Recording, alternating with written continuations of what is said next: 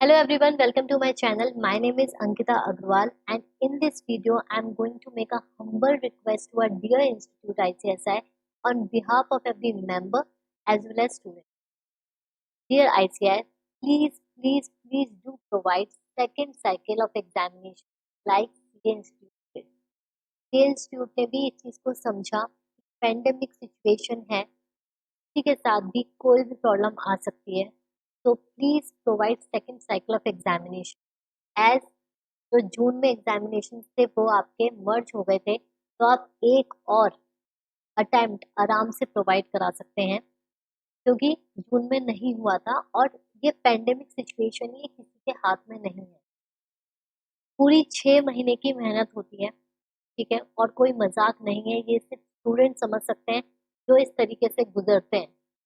6 महीने वो हार्डवर्क करते हैं और due to some reason, health problem और उनके फैमिली मेंबर में किसी को है, तो अगर उनके मन में ये चीज रहेगी कि इंस्टीट्यूट ने सेकंड साइकिल दिया है, तो वो उसमें अपीयर हो सकते हैं और उनका टाइम भी वेस्ट नहीं होगा। आप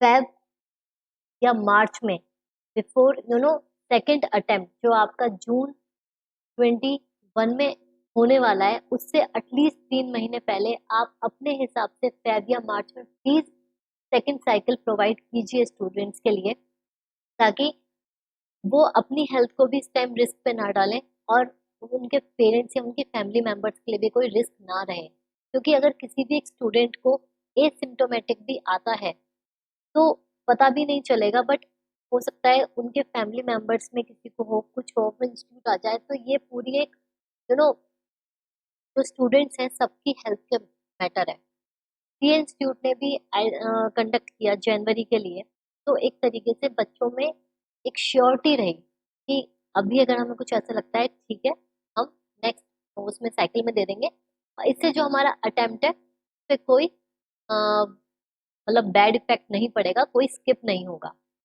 तो it's a matter of 6 month और मेहनत, बच्चों की मेहनत बहुत लगती है, 1 साल से they are preparing and something.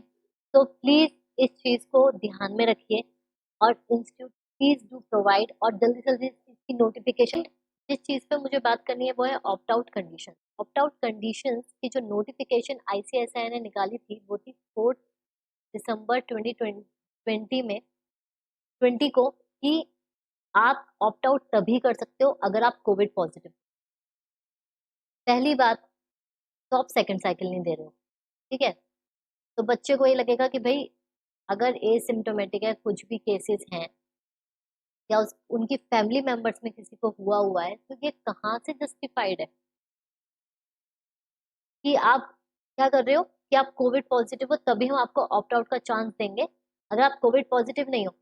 One for example, अगर स्टूडेंट के फैमिली फैमिली में किसी को है, तो मतलब वो अपनी हेल्थ को भी रिस्क पे डाले, ठीक है, और जो बाकी स्टूडेंट सेंटर पे दे रहे हैं उनको भी रिस्क पे डाले, क्योंकि वो ऑप्ट आउट भी नहीं कर सकता, आप सेकंड साइकिल प्रोवाइड नहीं कर रहे हो, तो ये तो कहीं से जस्टिफाइड नहीं है ना। एटलीस्ट आप सेकंड साइकिल दे रहे हो तब भी बच्चा अपने अपने पेरेंट्स सबके बारे में सोचेगा। इतनी रिजिडिटी, इतनी रिजिडनेस किस बात की? आपने तो मतलब किसी भी इंस्टीट्यूट ने पेंडेमिक की वजह से मई और जून में एग्जाम्स कंडक्ट नहीं कराए, तो आपका एक अटेम्प्ट तो तब भी ड्यू है ना। तो इतनी बड़ी क्या चीज हो रही है कि आप फरवरी मार्च के थ्रू आप कंडक्ट नहीं करा सकते हो एग्जाम, और ऊपर से ये कोविड पॉजिटिव रिपोर्ट, मतलब ये तो बिल्कुल भी समझ नहीं आती है।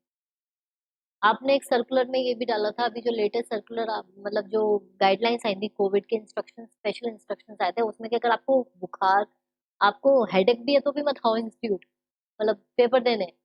ये क्या है सब कुछ?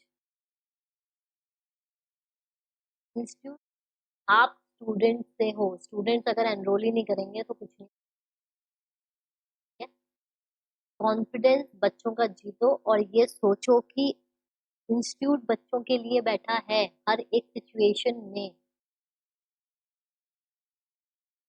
तो इस तरीके से आप रिएक्ट करोगे, इस तरीके से आप नोटिफिकेशंस निकालोगे कि बच्चे बस मतलब आपने तो ऐलान कर दिया, बच्चे देखें, में कोई मतलब नहीं है, नहीं दे सकते, ऑप्ट आउट कर ले। लेकिन ऑप्ट आउट में भी कंडीशन है, सेकंड साइकिल भी हम प्रोवाइड नहीं करेंगे। तो जून 21 में अगर कंडीशंस और वर्ड्स हो गई तो फिर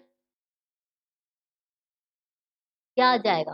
बच्चों का टाइम, मेहनत सब वेस्ट। तो please do think about your student.